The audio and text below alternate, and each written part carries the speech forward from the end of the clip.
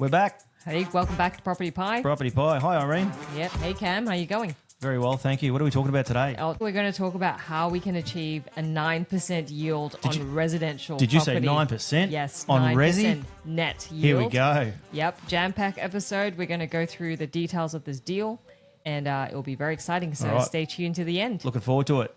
Well, for those that don't know us, quick intro. I'm Irene. This is Cam, my husband. Irene's the numbers lady and the feasibility expert. Yep, and Cam is the guy on the tools. Over 20 years experience in construction. He knows all things formwork, building, renovations. He's done it all. So when it comes to renos, he's the man. Very kind words, thank you. Let's kick on to the deal. Where are we going, Irene? It looks like we're going to somewhere in South Australia, just between Robe and Portland. Yes, so we're talking about Mount Gambier. Mount Gambier, love it down there. Yep, it's actually the second most populated city in South Australia, believe it or not. Fantastic. And it's a gorgeous little place. What do they generally build with up there, Irene? In the past? Limestone. Yes. Yep. Gorgeous it's limestone part of the buildings up limestone there. coast. Yes, it is. Fantastic architecture. Yeah, very unique to that particular part of the world. How long's the drive down there from Melbourne? About 4.5 hours, 5 if you're taking your time. So for those that don't know anything about Mount Gambier, it's quite a diverse economic hub and is also very strategically located between Melbourne and Adelaide, which means that there's a bit of traffic through and some growth as well. So just a quick dive into this breakdown of the industry and the employments there. So as you can see, the dark green is the limestone coast, light green is South Australia, and the dark green, as you can see, dominates across agri, manufacturing, retail trade, and a big growing sector in healthcare. So for us, it's a nice diversification there. Yes, a lot of people to rent properties too. Yeah, because that's what it's about at the end of the day. Why do we look at employment by industry? Well, we want to make sure that there's a steady pool of tenants and a good variety of tenants that have a steady job, a good income, and it's covered across all industries, not over-reliant on a single one. And we're taking a slightly different approach to how we rent this one as well, which I'm sure we'll just get into now. All right, there she is. Yeah. It was a rainy day, as it can be up in Mount Gambier, and it looks pretty tight old fence there. A little bit sad on the driveway and everything, but don't let the looks fool you. This has been a profitable play for us. Yeah, and in terms of location, this particular house, it's a 3-bed, 1-bath, and it's located pretty close to the commercial strip, which is good from a rental point of view, which is what attracted us to this particular one. Yep. Even though the house itself isn't too bad, the front fence doesn't present terribly well, but I'm working on that, and look, for what we're doing, it's probably not that important. So this is a satellite view of this particular property. Very unique. This reminds me of something we didn't check. What didn't we check, Irene, when we looked at this one properly? Yeah, this was sort of early in the beginning of our investment journey, and I think one of the things we talked about before is contours, and you see that particular separation there on that property. So in this particular deal, there's a separation here in the block, but this separation here, this color bond fence, there's actually almost a 1 to 2 meter drop to this section of the land. Yep. Not ideal. Not ideal. Why is it not ideal? Well, because you can't really build on it without a ton of retaining walls and all sorts of earthworks and all that sort of nonsense. So, not particularly usable. I mean, unless you want to build some rice paddies or just grow your vegetables out there and have some chooks and maybe a goat.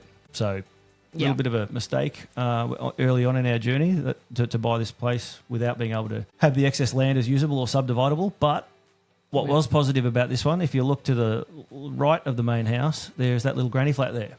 Which is also made of limestone. So apparently the story, the history goes that the original owners, way back in might have been the 50s or something, built the little granny flat out of limestone as somewhere they'd live while they built the main house. She was in pretty bad shape when we got it, but we'll show you some photos of that in a minute. Yeah, another thing we liked about this floor plan was, as you can see, there's a lounge here, and it's very separated from the rest of the house. And what did we do with the lounge? Just chucked a bed in there and called it a bedroom. Yep, we did. Nice roomy bedroom, complete with aircon and heater and all the rest. Well, speaking of roomy, why was that important to turn that into a bedroom? Well, our vision for this particular one was to convert it from a Class 1A, which is a standard residential, to a 1B, which allows you to lease it out to either on a short-term basis, under Airbnb, or as sort of like a rooming house structure.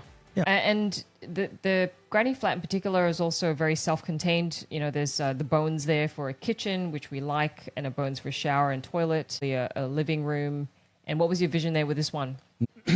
Knocked that wall out, opened it right up to one big living area, and redid the whole place. Yep. All right. Let's have a look. So this is just a walkthrough of the main house. This is the main house, yeah. Yep. It's pretty functional cabinets. The kitchen's dated. Very dated, but it's functional. It works. Again, dated but functional bathroom. Yep. It is what it is. Nothing fancy. Little bedroom there. Now, how do we? So we rent this one out completely furnished, don't we, Irene? Yeah, we did. So that means everything from pillows to sheets to blankets to towels to lamps to study desks to a TV, including Netflix. So you can basically get off a plane, train, some sort of automobile maybe, and move in with the clothes in your suitcase. And the question will be, how much would it cost to actually set up all the furnishings?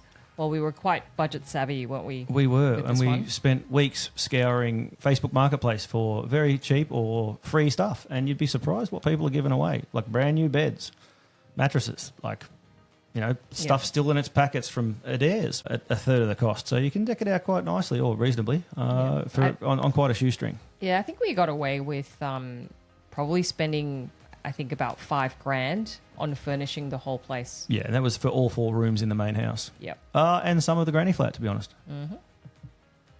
Right. All right, this is the granny flat. Pretty sad looking thing again, covered in mould and organic growth. This was just after I'd installed the brand new aluminium windows. The timber ones were rotted. They had paint flaking off them. They were, you know, most likely lead paint flaking off everywhere. Health hazard, an absolute eyesore. Knocked them out, got some aluminium ones made up, slid them in. Looks beautiful. I did attack that wall with some sodium hypochlorite in a spray bottle. Killed off all that organic. Cam's favourite chemical. Love it, love it. And there she is. Ta-da! Brand new front door as well. Nice polyurethane stained timber front door. Yeah, well, there she is painted. Again, not the prettiest thing in the world, but certainly I think we can all agree it looks a lot better than it did in the beginning. The driveway's still a bit dirty. I have since pressure washed it with some sodium hypochlorite. Of course. And it's come up quite good. So inside, the roof was, well, completely destroyed through years and years of neglect. So we got the boys to come in. Roof plumbing is a licensed trade, so pay the professionals. Got them in. They were done in like half a day. Stripped it out, brand new roof. They put in some new rafters even, because the old ones were so sagged they were unusable. So they put in some brand new pine rafters. That roof isn't carrying a lot of weight or even any weight really in that trim deck, so it didn't need to be hardwood. I nailed up some of these top hat battens for the plaster, and then the Sparky came in, and away we went. All right, so this is mid-demo. We'd had some of the asbestos ceiling pulled out, and then they told me that the rest was just gyprock, which I pulled off those battens there, and sure enough, under the gyprock was asbestos, so I had to get them back in. Knocked out that wall, tried to save the floorboards, was not going to happen. They were buckled, they were bowed, they were rotted, they were all over the shop. So ripped out the pine floorboards, basically stripped this whole thing out and just started again.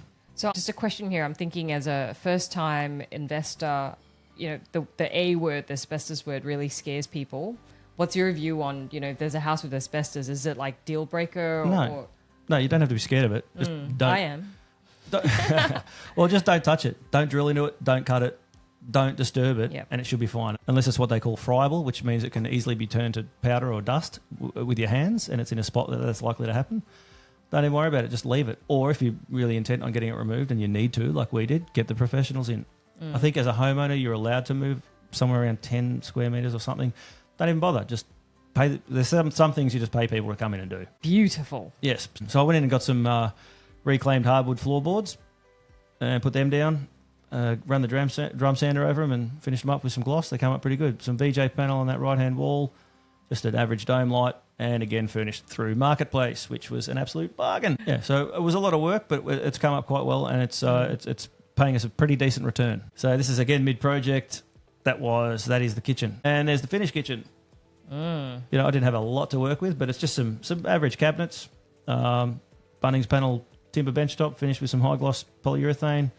Again, a little Bunnings gas cooktop with a splashback.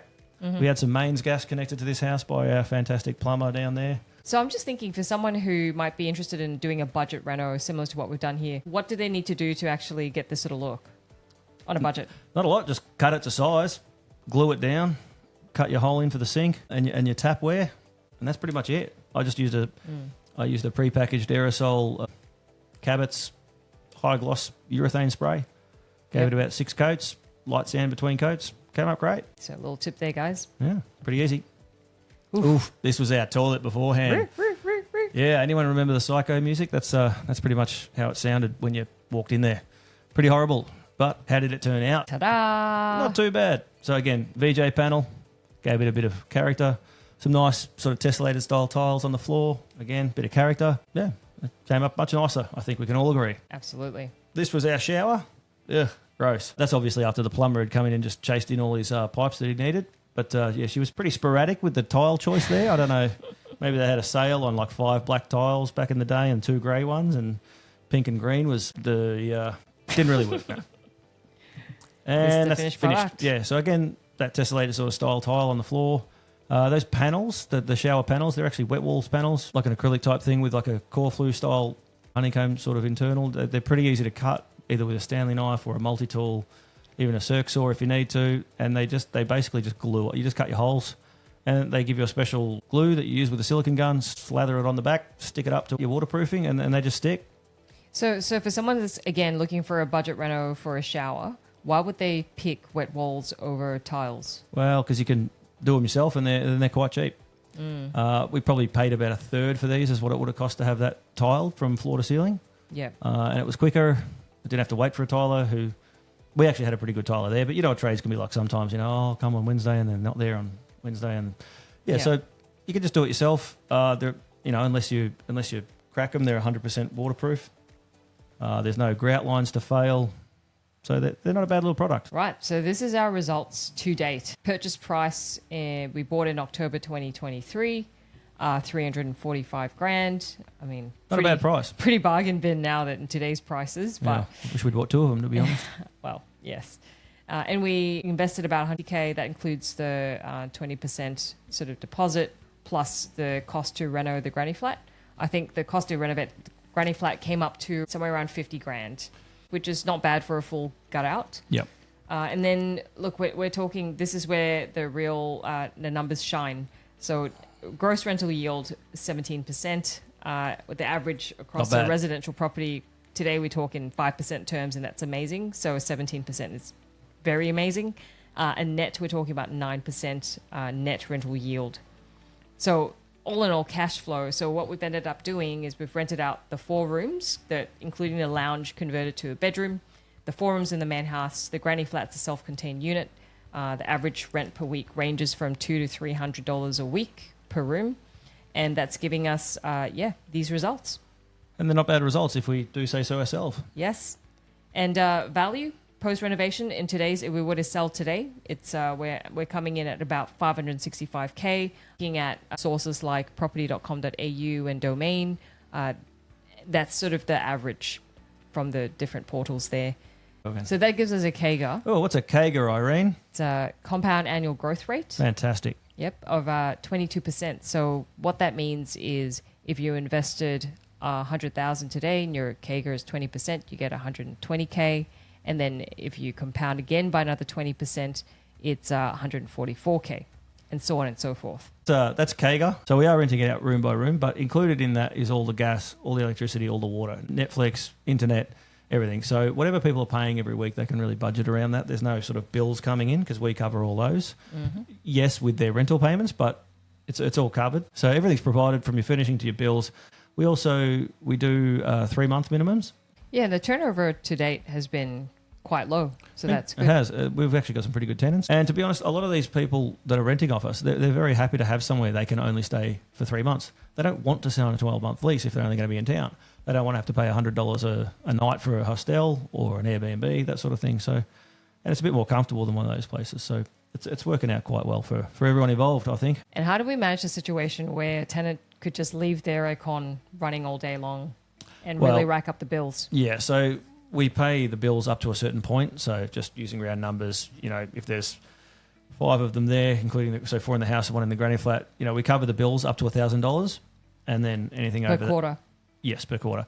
And then anything over that just gets shared equally between the tenants. All right, well, that's a wrap, guys. That's a wrap, and that's our first 1B conversion. Hopefully we'll get a few more because, as you can see, that sort of yield is quite attractive. I'm sure there's a lot of people out there that would much rather be getting that type of yield. And it wasn't really that much work. It was just a bit of council stuff.